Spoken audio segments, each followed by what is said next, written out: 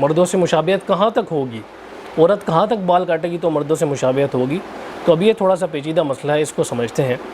اور اسی طرح اگر کوئی عورت کندھے سے اوپر کاٹتی ہے، بال لے کے آتی ہے، تو پھر وہ اس روایت کے اندر آ جاتی ہے کہ جس میں آپ صلی اللہ علیہ وسلم نے ان عورتوں کو منع کیا ہے کہ جو مردوں سے مشابہت اختیار کرتی ہیں۔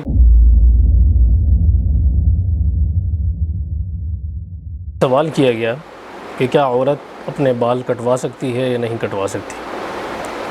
تو دیکھیں، اس سوال کے جواب کے لیے دو چیزوں کا سمجھنا ضروری ہے کہ ایک تو ہے سر منڈوانا پورے طریقے سے۔ منڈوانے سے مراد کیا ہے؟ یعنی بالکل ٹنڈ کروانا، حلق کروانا، ایک چیز تو یہ آتی ہے۔ دوسری چیز یہ آتی ہے کہ بالوں کو چھوٹا کرنا۔ تو دونوں چیزیں الگ الگ ہیں، دونوں چیزوں کا حکم بھی الگ الگ ہے۔ تو پہلی چیز کی طرف ہم آتے ہیں۔ پہلی چیز یہ ہے کہ سر منڈوانا، ٹنڈ کروانا، حلق کروانا، سر کو شیو کرنا، تو ان سب چیزوں کو عربی زبان میں حلق کہا جاتا ہے۔ تو دیکھیں، حلق بھی دو طریقوں سے ہوتا ہے۔ ایک تو عام حالات میں ہوتا ہے، اور عام حالات میں کوئی عورت اپنی ٹنڈ نہیں کرواتی۔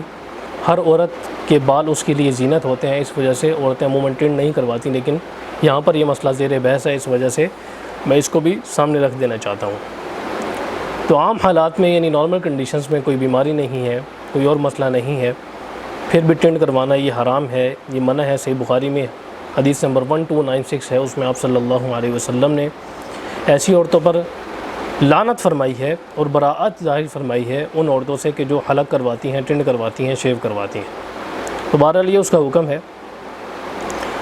اب دوسری چیز آ جاتی ہے کہ عذر کی حالت میں حلق کروانا ہے، یعنی کسی عورت کے سر میں جوئیں پڑ گئی ہیں، اس کے سروں میں کوئی بیماری ہو گئی ہے، بالوں میں کوئی بیماری ہو گئی ہے کہ جس کی وجہ سے بال رکھنا بہت ہی زیادہ مشکل ہے یا دشوار ہے یا تکلیف دہ عمل ہے، تو اس کے لیے پھر آپ عذر کا معاملہ ہے، پھر اس عذر کے معاملے میں شریعت نے گنجائش دی ہے۔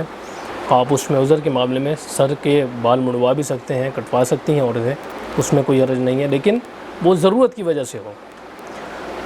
اب دوسری چیز یہاں پر یہ آ جاتی ہے کہ عام حالات میں بال کٹوانا، سر کے بال کٹوانا۔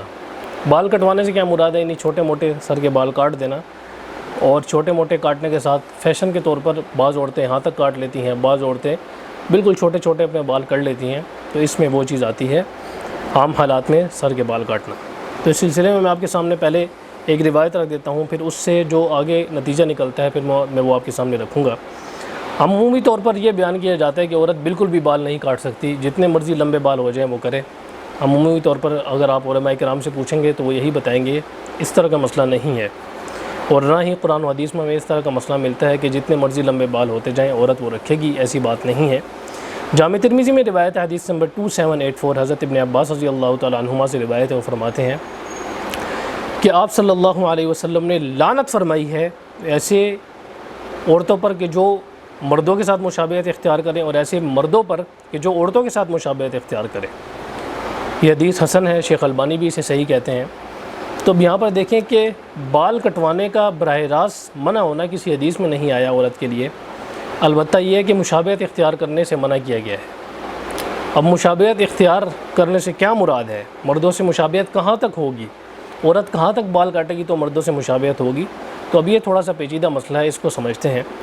صحیح بخاری میں روایت حدیث نمبر 5903، حضرت انس رضی اللہ تعالیٰ عنہ سے روایت ہے، وہ فرماتے ہیں کہ آپ صلی اللہ علیہ وسلم کے بال آپ کے کندھوں کو چھو رہے ہوتے تھے۔ اور اسی طرح صحیح مسلم کی روایت ہے، حدیث نمبر 2338، حضرت انس رضی اللہ تعالیٰ عنہ سے روایت ہے، وہ فرماتے ہیں کہ آپ صلی اللہ علیہ وسلم کے بال آپ صلی اللہ علیہ وسلم کی کانوں کی لو تک تھے۔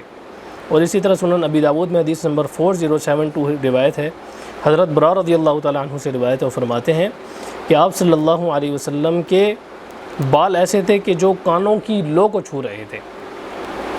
تو اس سے ہمیں پتہ چلا کہ آپ صلی اللہ علیہ وسلم کے بال کانوں کی لو سے کندھوں تک ہوتے تھے، کندھوں کو چھوتے تھے۔ بعض روایات میں درمیان میں بھی آتا ہے کہ ان دونوں کے درمیان میں تھے۔ بہرحال جو عمومی آپ صلی اللہ علیہ وسلم کے بالوں کی کنڈیشن ہے اور حالت ہے وہ یہ تھی کہ کانوں کی لو سے کندھوں تک ہوتے تھے۔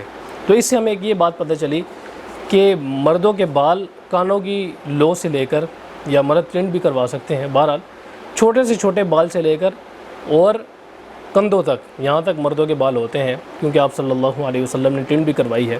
تو بہرحال مردوں کے بالوں کی حدود کیا ہے؟ ٹرینڈ سے لے کر کندھوں تک۔ اب اگر کوئی مرد کندھوں سے نیچے بال رکھتا ہے تو پھر وہ اس روایت کی کیٹیگری میں آتا ہے کہ جس میں آپ صلی اللہ علیہ وسلم نے مشابہت اختیار کرنے سے منع کیا ہے عورتوں کے ساتھ اور مردوں پر لعنت فرمائی ہے۔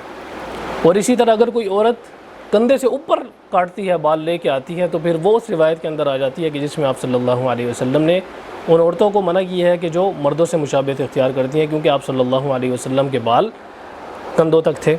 تو اس سے ہمیں دونوں چیزیں پتہ چل گئیں۔ تو اس خلاصہ یہ نکلا کہ عورت اپنے کندھوں سے اوپر بال نہیں کاٹ سکتی، کندھوں سے نیچے اگر وہ بال کاٹے تو اس کو اجازت ہے۔ بعض عورتیں رکھنا دشوار ہو جاتا ہے، مشکل ہو جاتا ہے بالوں کو، تو اس وجہ سے اگر کوئی عورت کندھوں سے نیچے بال رکھتی ہے اور کاٹتی ہے تو اس کے لیے بالکل اجازت ہے، شریعت میں کوئی حرج نہیں ہے۔ اب تیسری چیز اس میں یہ آ جاتی ہے کہ اپنے شوہر کے ساتھ انڈرسٹینڈنگ ہو۔ اگر کوئی شادی شدہ عورت ہے تو پھر اس کی شوہر کے ساتھ انڈرسٹینڈنگ ہونا ضروری ہے کہ وہ اس سلسلے میں اگر بال چھوٹے کرتی ہے، کندھوں سے نیچے رکھتی ہے، تو شوہر کے ساتھ انڈرسٹینڈنگ ہو، پھر بالکل یہ کام کیا جا سکتا ہے، اس میں کوئی حرج نہیں ہے۔ بہرحال اگر فیشن کے طور پر آج کل کے دور میں آپ دیکھیں، فیشن کے طور پر کچھ عورتیں رکھتی ہیں بال اپنے یہاں تک رکھتی ہیں، کانوں تک کٹوا دیتی ہیں اور کندھے سے اوپر لے آتی ہیں، بالکل چھوٹے بال بھی بسا اوقات کچھ عورتیں رکھ لیتی ہیں، تو پھر وہ حالت منع ہے اور پھر اس کی گنجائش نہیں ہے، کیونکہ وہ مردوں کے ساتھ مشابہت آ جاتی ہے۔